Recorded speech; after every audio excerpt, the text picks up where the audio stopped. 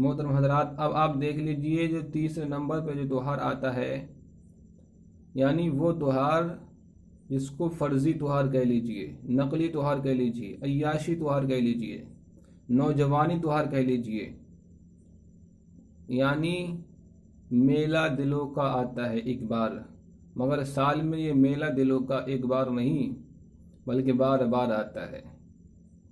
آپ سمجھ لیجئے، جیسے کہ ایک شاعر کہتا ہے کہ جب بھی ہوتی ہے تیرے دید کی خواہش آقا، تو سامنے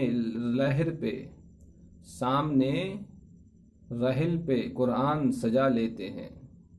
تو اب یہ بالکل شعر صادق آتا ہے ہمارے ہندوستان کے جو اہل سنت والجماعت کے جو یووا ہیں، یووا پیڑھی، تو ان پہ بالکل صادق آتا ہے۔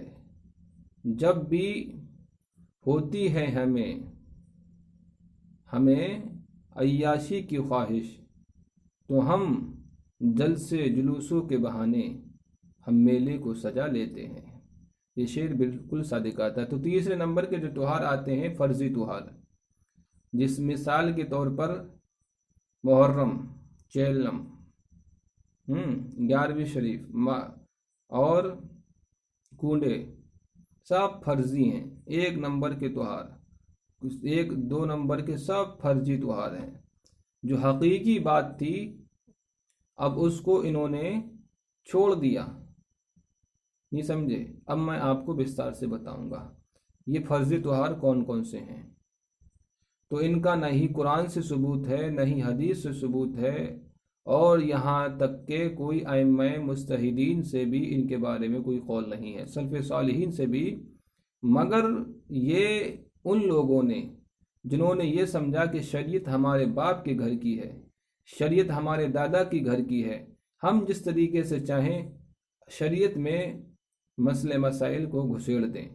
اب انہوں نے اتنی گڑبڑی کر دی ہماری شریعت اسلامیہ میں، جتنی گڑبڑی ہمارے ہندو دھرم کے جو سناتن دھرم کے ہیں انہوں نے اپنے وید و پرانوں میں اتنی گڑبڑی نہیں کی ہے جتنی گڑبڑی اور جو کتابی ہیں سناتن دھرم کی تو ساری کتابیں بکواس ہیں، مگر جو ہندو دھرم کے ہیں اور ہندو دھرم کے علاوہ جو ہیں کتابی ہیں، یہود و نصارہ ہیں جن کے پاس کتاب موجود ہے، انہوں نے بھی بہت سارے گڑبڑی کر دی۔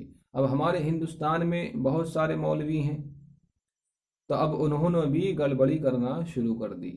اور جو ہمیں کہہ لیجیے نمبر 1 پہ آتے ہیں پیر زادے، حرام زادے۔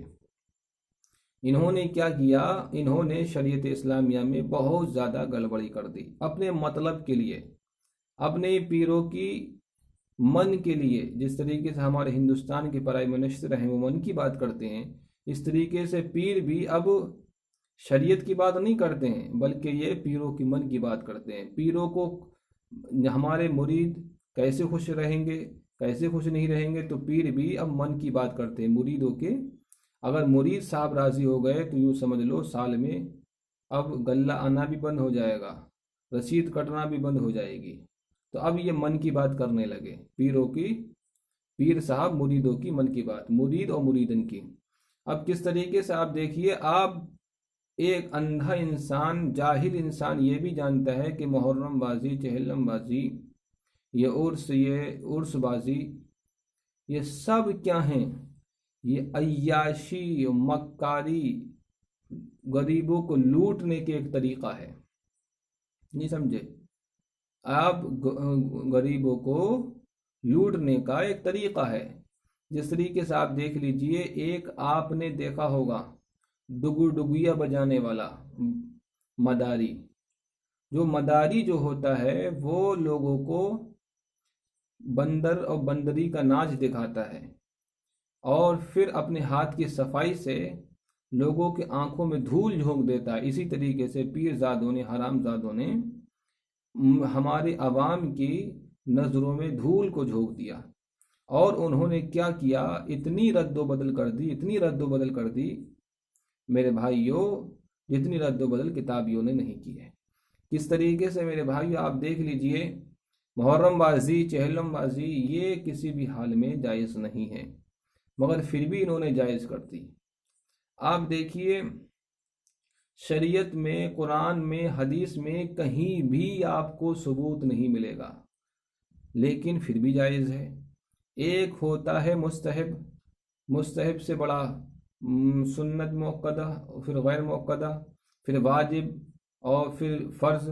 तो फ़र्ज़ से भी ऊंचा इन्होंने मकाम दे दिया मुहर्रम बाजी का। जो इंसान मुहर्रम बाजी, चहलम बाजी, उर्स बाजी नहीं करता वो समझ लो पक्का काफिर है, खुला हुआ मुर्तद है इनके नज़दीक, पीरजादे हरामजादों के नज़दीक।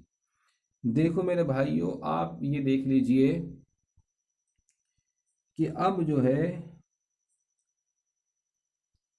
आया कि अब ये जो मुहर्रम बाजी, चहलम बाजी, उर्स बाजी जो करते हैं, तो अब इसमें फ़ायदा किसका होता है और किसका नुकसान होता है। तो अब इसमें जो फ़ायदा होता है तो 5 तबके हैं जिनका फ़ायदा होता है। नंबर 1 पे आते हैं पीर। इसमें पीरों का फ़ायदा होता है। मिसाल के तौर पर अगर एक उर्स में श्रद्धालुओं की, ज़ायरीन की तादाद 12 लाख रही, अब उन 12 लाख में से अगर मिसाल के तौर पर 10 ही लाख ने 10-10 रुपये दिए तो मेरे भाइयों वो पहुंचेंगे 10 करोड़। 100-100 रुपया दिए तो पहुंचेंगे 10 करोड़। अब मिसाल के तौर पर अपने मुरीदों से चंदा वसूली, हफ्ता वसूली के तरीके पे, उर्स वसूली के तरीके पे या अपनी बैंक बैलेंस बना लेते हैं। एक एक उर्स में 1-1 अरब रुपया ये कमा लेते हैं। तो नंबर 1 पे जो फ़ायदा होता है वो होता है पीरजादों का।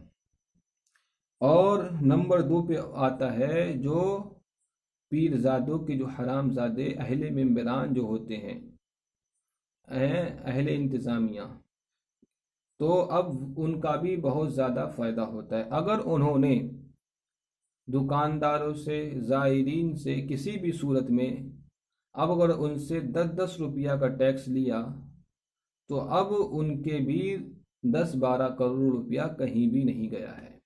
तो अहले मेंबरान का फ़ायदा और उससे ऊपर जो फ़ायदा होता है पीरजादों का। नंबर 3 पे आते हैं नौजवान। नौजवानों का भी पूरी तरीके से फ़ायदा होता है, उर्सों में पूरी तरीके से फ़ायदा होता है। किस तरीके से मैं आपको बताऊं, इस तरीके से देखिए, अगर 12 लाख श्रद्धालु आए, अब उन 12 लाख में से अब 70% उर्सों में कौन आते हैं, महिलाएं आती हैं। अब महिलाएं जो आती हैं 70% आती हैं। अब 70% में से आप उनमें से 30% निकाल दीजिए जो सही होती हैं, जिनका मकसद सही होता है। अब उनको, हालांकि वो भी गुनाह से नहीं बच पाती मगर उनका मकसद सही है, मगर इतने गुनाहगार नहीं। मगर अब जो 40% हैं, अब वो 40%, 40 लाख यानी 4 लाख जो युवा और युवती जिनका मकसद ही अय्याशी है, अब वो अय्याशी करने के बहाने ढूंढते हैं। तो अब वो 4 लाख लोग 4 दिन या 4 हफ्ते जो भी उर्स चलेगा वो लोग रेगुलर तरीके से, कंटिन्यू तरीके से वो संभोग करेंगे। जब वो संभोग करेंगे तो अब उन संभोग का गुनाह किस पे पड़ता है? किसी पे नहीं पड़ता है। और अब नंबर 4 पे जो फ़ायदा होता है वो होता है पेशावर लोगों का, यानी जो जादूगर होते हैं, काला जादू दिखाने वाले, जो हराम तरीके से, नाजायज़ तरीके से जो कमाने वाले होते हैं, जितने भी रंडी खाने, तवाइफ खाने, ये सब लग जाते हैं उर्स में। इनकी जो सर्कस होते हैं उसमें रंडियाँ आती हैं, नाच गाने होते हैं। अब जितने भी मेरे भाइयों हमारे हिंदुस्तान के अंदर जितने भी ये उर्स वगैरह जहाँ पर होता है, जो मज़ारात हैं, उनको अब इन्होंने किस में तब्दीली कर दिया, मन्नत खाना कहें, रंडी खाना कहें, तवाइफ खाना कहें, अब उसमें तब्दीली कर दिया। लेकिन अब नुकसान किस में होता है मेरे भाइयों, अब हम आपको बताएंगे।